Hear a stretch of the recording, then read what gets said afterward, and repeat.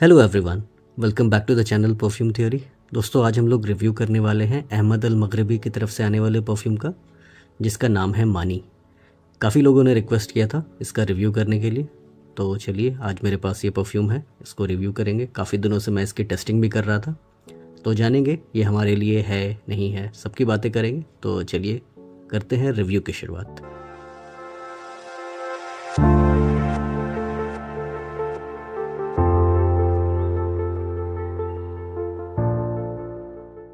सबसे पहले बात करते हैं हम लोग बॉक्स के डिज़ाइन से। तो आप देख सकते हैं ये एक वाइट कलर का बॉक्स है, एक स्टर्डी बॉक्स है, और यहाँ पर पिंक से कुछ टेक्स्ट यहाँ पर मेंशन्ड है, जिसे मानी यहाँ पिंक से लिखा है। अहमद अल मगरिबी की ब्रांडिंग पिंक से है, बाकी टेक्स्ट पिंक से आपको लिखा हुआ मिलेगा।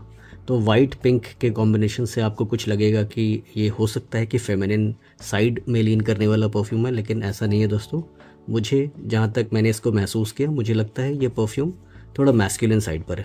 तो आप देख सकते हैं यहाँ पर इसका एक होलोग्राम है, मैन्युफैक्चरिंग डेट है, बैच नंबर है, और आप यहाँ पर देख सकते हैं ये 48% वॉल्यूम में आता है, यानी कि अल्कोहल कंटेंट 48% है। बाकी rest of the content fixatives हैं, ऑयल है और कुछ अदर सॉल्वेंट्स हैं। तो आप ये मत समझना दोस्तों कि 100 - 48 is equals to the oil content, ऐसा नहीं है। उस 62% में आपको फिक्सेटिव्स भी आते हैं, सॉल्वेंट्स भी आते हैं और ऑयल भी आते हैं। तो कुछ ऐसा होता है इनका फार्मूला। ये आप देख सकते हैं ये फुल 100 ml की क्वांटिटी में आता है, तो कोई 75 ml का टेंशन नहीं है, कोई 80 ml की भी टेंशन नहीं है। आपको एक 100 ml का एक प्रॉपर बॉटल आता है, और ये लगभग 2000 के आसपास में आपको मिल जाएगा। और द पाफा की कॉन्सेंट्रेशन है, और यहाँ पर आप देख सकते हैं बाकी कुछ फर्दर इन्फॉर्मेशन है। यहाँ पर अहमद अल मगरिबी की ब्रांडिंग है, और यहाँ पर कुछ डिटेल्स आपको मिल जाएंगे। बॉटल की प्रेजेंटेशन की बात की जाए तो आप यहाँ पर देख सकते हैं कुछ इस तरह का बॉटल है, और यहाँ पर एक पिंक कलर से यहाँ पर इन्होंने कंटिन्यू किया है। आगे चल के ये थोड़ा सा इसमें ब्लूइश ग्रेडियंट भी यहाँ पर आपको दिखेगा, और लिक्विड कुछ येलोइश कलर का है। कैप में ज़्यादा वेट नहीं है, ठीक ठाक है, बहुत ज़्यादा हैवी नहीं है, और एटोमाइज़र भी इसका मुझे ठीक लगा। दोस्तों, अगर इसके सेंट प्रोफाइल की बात की जाए तो कंपनी ने ज़्यादा कुछ मेंशन नहीं किया है। उन्होंने बताया है कि एक एरोमेटिक फ्रेग्रेंस है, और उन्होंने यहाँ पर सेडार का यानी सेडार वुड का इस्तेमाल बताया है, सैंडलवुड का इस्तेमाल बताया है, यानी कि उन्होंने एक एरोमेटिक, फ्रेश और वुडी फ्रेग्रेंसेस को बताया है। कुछ रिव्यूज़ मैंने देखे हैं कि इसको यहाँ पर डॉल्चे गबाना के EDT से भी लोगों ने कंपेयर किया है। तो मैंने इसका एक डिकेंट लिया था दोस्तों फ्रैग बाज़ार से, तो आप इनसे कांटेक्ट कर सकते हैं, इनका डिस्क्रिप्शन में मैं डिटेल्स दे दूंगा। और दोस्तों, मैंने इसको क्यों लिया, मैंने इसीलिए लिया ताकि मैं मानी को डॉल्चे गबाना के EDT के साथ कंपेयर कर सकूं। तो दोस्तों, डॉल्चे गबाना के EDT के नोट्स अगर आप देखेंगे तो वो बिल्कुल अलग है मानी के नोट से, लेकिन क्या ये दोनों सिमिलर है? तो जब मैंने इसको स्प्रे किया, इसको तो मैंने 2-3 वेयरिंग्स दे दिए थे जब मैंने इसको लिया था। तो जब मैंने इसको स्प्रे किया तो स्प्रे करते ही मुझे सिमिलैरिटी इन दोनों की काफ़ी एविडेंट लगने लगी। हाँ, डॉल्चे गबाना के EDT का मुझे लगता है कि मानी एक स्ट्रॉन्गर वर्जन है। और ये जो फ्रेग्रेंस है दोस्तों, अगर मैं इसकी नोट्स की बात करूँ और इसके नोट्स की बात करूँ तो डिफरेंस मुझे क्या लगता है कि मानी जो है थोड़ा सा एक एरोमेटिक ओपनिंग के साथ खुलता है, इसके नोट्स ओपन होते हैं। और वहाँ जहाँ पर डॉल्चे गबाना इनकी एक की बात की जाए तो वो जो एरोमेटिक यहाँ पर इसका नेचर है जो मानी का है, वो आपको वैसा एरोमेटिक नेचर नहीं मिलेगा। तो वो एरोमेटिक नेचर मानी को एक स्ट्रॉन्ग परफ्यूम बनाता है, लेकिन आपको जो नोट्स हैं डॉल्चे गबाना के EDT के जो सेंट प्रोफाइल है, आपको काफ़ी सिमिलर लगेगी। कितनी सिमिलर, मैं कहूँगा अब अप्रॉक्सीमेटली 90 to 95% सिमिलर इसकी प्रोफाइल मुझे लगी डॉल्चे गबाना के EDT के कंपैरिजन में। तो आप ये जानने की कोशिश करेंगे कि डॉल्चे एंड गबाना की EDT किस तरह की प्रोफाइल है, तो मैं इसकी सेंट प्रोफाइल को आपको बताता हूँ। तो दोस्तों, डॉल्चे गबाना के EDT जो है वो ओपन होता है अपने सिट्रसी नोट्स के साथ। तो यहाँ पर कुछ सिट्रसी एलिमेंट्स का इस्तेमाल किया गया है, जैसे कि आपको यहाँ पर एक ब्लड ऑरेंज है, कुछ मिक्स्ड फ्रूट सिट्रसेस हैं उनका इस्तेमाल किया गया है, जैसे लाइम हो गया, लेमन हो गया, ऑरेंज हो गया, कुछ इस तरह के सिट्रसेस का इस्तेमाल किया गया है, सिसिलियन लेमन हो गया। और यहाँ पर एक जुनिपर बेरीज़ का भी इस्तेमाल है दोस्तों। तो वो जो जुनिपर बेरीज़ का जो नोट है इधर मुझे थोड़ा सा एविडेंट लगता है। जुनिपर बेरीज एक ऐसा फ्रूट है दोस्तों जिसमें से कि आपको हल्की सी मिठास आती है, उसमें कोई खट्टापन ज़्यादा नहीं रहता, एक हल्का सा मिठास रहता है। तो कुछ ब्लूबेरीज टाइप का आप समझ लीजिए, एग्जैक्टली ब्लूबेरीज तो नहीं है लेकिन एक मीठापन उसमें रहता है। तो मुझे थोड़ा सा मीठापन इन दोनों में मिलता है, बहुत ज़्यादा स्वीट नहीं है दोस्तों, आप ये मत समझिए कि ये स्वीट फ्रेग्रेंस है। आप इसको मानी को और डॉल्चे गबाना के EDT को आप सिट्रसी, स्पाइसी और एक वुडी फ्रेग्रेंस के कैटेगरी में डाल सकते हैं। एक barber shop kind of fragrance है, एग्जैक्टली बार्बर शॉप नहीं है लेकिन उसी किस्म का फ्रेग्रेंस है। तो बाद में ये इसका टॉप नोट हो गया डॉल्चे गबाना के EDT का। अगर आप मिड की बात करें तो यहाँ पर जिरेनियम का एक नोट इन्होंने मेंशन किया है, फ्रेग्रेंटिका की मैं बात कर रहा हूँ। और पिमेंटो दोस्तों एक मिर्च का एक प्रोफाइल होता है जिसमें से थोड़ा सा आपको तीखापन मिलने वाला है, लेकिन इसमें बहुत ज़्यादा मुझे स्पाइसी और एक कोई तीखा नोट मुझे ज़्यादा नहीं मिलता, हल्का है लेकिन बहुत ज़्यादा वो स्पाइसी नहीं है। थोड़ा सा लैवेंडर का भी इसमें मुझे टच मिलता है और लैवेंडर मुझे हल्का इसमें भी मिलता है दोस्तों मानी में। ऑब्वियस से बात है दोस्तों। अब अहमद अल मगरिबी की अगर बात करें तो इन्होंने नोट्स को ज़्यादा डिस्क्राइब नहीं किया है, इसका रीज़न मुझे एग्जैक्टली नहीं मालूम ऐसा क्यों। मे बी अहमद अल मगरिबी इसको एज अ क्लोन प्रोजेक्ट नहीं करना चाह रही होगी, एज अ इंस्पायर्ड फ्रेग्रेंस नहीं बताना चाह रहे होंगे। और इसके बेस की बात करें, मैं बीच बीच में अहमद अल मगरिबी क्यों ला रहा हूँ, अगर मैं इसके बेस की बात करूँ तो इसके बेस में वेटिवर, सेडार और पचूली का इस्तेमाल है। तो दोस्तों यहाँ पर वेटिवर मुझे ज़्यादा डिटेक्ट नहीं होता डॉल्चे गबाना के में। वुडी तो है, वुडी एलिमेंट डेफिनेटली है, और एक पचूली का इस्तेमाल है। पचूली एक आपको एक अर्दी, थोड़ा सा हर्बल और अर्दी एलिमेंट प्रोवाइड करता है। अर्दी इन द सेंस कि आप वेटिवर से मत समझिए, आप जो मिट्टी की जो खुशबू है उससे आप रिलेट मत करिए। एक स्पाइसी, हर्बल, अर्दी और इसकी जो ओपनिंग है थोड़ी सिट्रसी है। तो ओवरऑल इन दोनों फ्रेग्रेंस के अगर खुशबू को अगर मुझे समझाना है तो ये दोनों ओपन होते हैं एक सिट्रसी एलिमेंट के साथ। जैसे जैसे डॉल्चे गबाना के EDT ट्रांजिशन लेता है उसमें आपको थोड़ी सी स्पाइसीनेस मिलने वाली है इसके मिड नोट्स में, और बेस में ये बहुत ज़्यादा मुझे मिड से डिफ़र नहीं लगता। तो इसका जो बेस है वो मुझे टॉप और मिड का एक कॉम्बिनेशन लगता है। कुछ सिट्रसी नोट्स का कॉम्बिनेशन है, कुछ स्पाइसी एलिमेंट है, कुछ वुडी एलिमेंट आपको मिलेंगे इसके बेस में। तो ये कुछ इस तरह का फ्रेग्रेंस है और इसमें थोड़ा सा ट्रांजिशन होता है दोस्तों। अब 15-20 मिनट के बाद आपको इसका जो सिट्रसी टॉप है थोड़ा सा टोन डाउन हो जाता है डॉल्चे गबाना के का, और बाद में इसके स्पाइसी एलिमेंट थोड़े हाईलाइट हो जाते हैं। बहुत ज़्यादा स्पाइसी नहीं, हल्का स्पाइसी है, और कुछ वुडी एलिमेंट्स हैं इसके बेस में। वहीं पर अगर मानी की बात की जाए दोस्तों तो मुझे सेम काइंड ऑफ प्रोफाइल मिलता है, बस फ़र्क ये है कि ये एक लीनियर फ्रेग्रेंस है, इसमें आपको ज़्यादा ट्रांजिशन नहीं मिलता है। मानी की मैं बात कर रहा हूँ, मानी एक लीनियर फ्रेग्रेंस है। डॉल्चे एंड गबाना के EDT में आपको थोड़े से ट्रांजिशन मिलती है, ये मुझे एक इसका पॉजिटिव पॉइंट लगा। तो जो तीनों नोट्स को ये पकड़ के रखता है स्टार्टिंग से लेकर एंड तक, तो ये मुझे एक इसकी अच्छी बात लगी दोस्तों। हाँ, सिंथेटिक तो है, ऐसा नहीं है कि ये सिंथेटिक नहीं है। ये 2000 के आसपास में आता है और ये कहाँ 5-6 हज़ार का परफ्यूम है दोस्तों।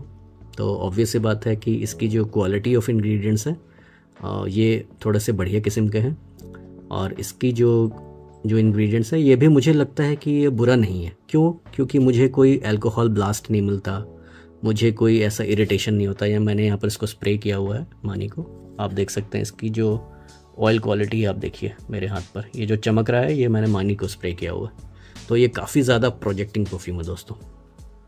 तो इस तरह से इसकी सेंट प्रोफाइल मैंने आपको बताई। तो जहाँ पर अभी मैंने बताया कि ये काफ़ी ज़्यादा प्रोजेक्टिंग है, तो इसकी परफॉर्मेंस की बात कर लेते हैं। इसका परफॉर्मेंस बहुत ही ज़बरदस्त है। मुझे स्किन पर 8 घंटे की लॉन्जेविटी मिलती है, कपड़ों पर ये 24 घंटे से ऊपर लास्ट करता है। हाँ, कपड़ों पर ये 24 घंटे से ऊपर लास्ट करता है। और ये एक ऐसा परफ्यूम है दोस्तों जो कि एक सेंट ट्रेल भी काफ़ी अच्छा क्रिएट करता है। प्रोजेक्ट ये करेगा आपको लगभग 3 घंटे तक, इसका मुझे स्ट्रॉन्ग प्रोजेक्शन लगता है, और ये चौथे घंटे भी ये प्रोजेक्ट करता है। तो चौथे घंटे पर भी लोगों ने इसको मेरे आसपास महसूस किया है। और जहाँ तक इसकी बात करूँ तो 4 घंटे तक स्किन पर रहता है और अराउंड 8 से 10 घंटे मुझे कपड़ों पर महसूस होता है। और ये EDT कॉन्सेंट्रेशन है दोस्तों। तो आप यहाँ पर ध्यान रखिए कि जो फ्रेंच परफ्यूम्स होते हैं और ख़ासकर अगर EDT कॉन्सेंट्रेशन के परफ्यूम्स होते हैं तो वो ज़्यादा आपको इंडियन वेदर में, इंडियन सब कॉन्टिनेंट में ये ज़्यादा लास्ट नहीं करते, क्योंकि ये बने वैसे नहीं है। ये फ्रेंच इन्वायरमेंट को ध्यान में रखते हुए उन्होंने बनाया है, यूरोपियन इन्वायरमेंट को इन्होंने ध्यान में रखते हुए बनाया है। वहाँ पर ज़्यादा गर्मी नहीं होती, तो वहाँ पर लोग इस तरह के फ्रेग्रेंसेस को वेयर करना पसंद करते हैं। अगर आप मैं अगर सच बताऊँ तो वहाँ के लोग कोई भी ज़्यादा प्रोजेक्शन वाले परफ्यूम नहीं पसंद करते हैं। वो किसी को अनॉय करने से काफ़ी सोचते हैं, काफ़ी डरते हैं कि अगर मैंने कुछ ज़्यादा प्रोजेक्ट करने वाला परफ्यूम लगा लिया तो मैं किसी को अनॉय ना कर दूँ। तो वो इन सब चीज़ों का काफ़ी ख्याल रखते हैं दोस्तों यूरोपियंस। हमारे कंट्री में क्या होता है कि ट्रॉपिकल क्लाइमेट है, कहीं पर उमस होती है। जब अब जैसे उड़ीसा है, वेस्ट बंगाल है, मुंबई है, विशाखापत्तनम है, तो वैसे जगह पर आपको ये सब क्या लास्ट करेगा। अगर मैं 22-24 डिग्रीज़ में ये मेरे स्किन पर 4 घंटे की लॉन्जिविटी दे रहा है, तो वैसे वेदर में ये क्या लास्ट कर पाएगा। तो वैसे वेदर के लिए मुझे ये एक परफेक्ट सेंट लगता है। अगर ये मेरे स्किन पर अभी 8 घंटे 9 घंटे की लॉन्जिविटी दे रहा है, अप्रॉक्सीमेटली 8 घंटा मान के चलो आप, तो अगर आप वैसे कुछ ह्यूमिड इलाके में रहते हैं तो आपके लिए एक परफेक्ट चॉइस हो सकता है। भले ही आपको इतनी लॉन्जिविटी स्किन पर नहीं मिलेगी, कपड़ों पर थोड़ी कम मिलेगी, 24 घंटे से थोड़ी कम मिलेगी अगर ह्यूमिडिटी ज़्यादा है। अगर आप ऐसे इंसान हो कि अगर आप लोकल ट्रेन में ट्रैवल करते हैं, बस पे ट्रैवल करते हैं, बाइक पे ट्रैवल करते हैं, तो आपके लिए एक अच्छा ऑप्शन हो सकता है इस तरह के परफ्यूम्स। कहीं भी आप यूज़ कर सकते हैं, ऑफिस में, कॉलेज में, स्कूल में। स्कूल में तो खैर मैं क्या बोलूँ, मैं ज़्यादा छोटे बच्चों को सजेस्ट नहीं करता इस तरह के परफ्यूम्स। लेकिन हाँ, कॉलेज में आप इसको यूज़ करिए, ऑफिस में यूज़ करिए, as an everyday perfume use करिए। नो ब्रेनर परफ्यूम है। नो ब्रेनर का मतलब है आपको ज़्यादा दिमाग लगाने की ज़रूरत नहीं, आप इसको लगाइए और इन्जॉय कीजिए। ये कुछ इस तरह का परफ्यूम है।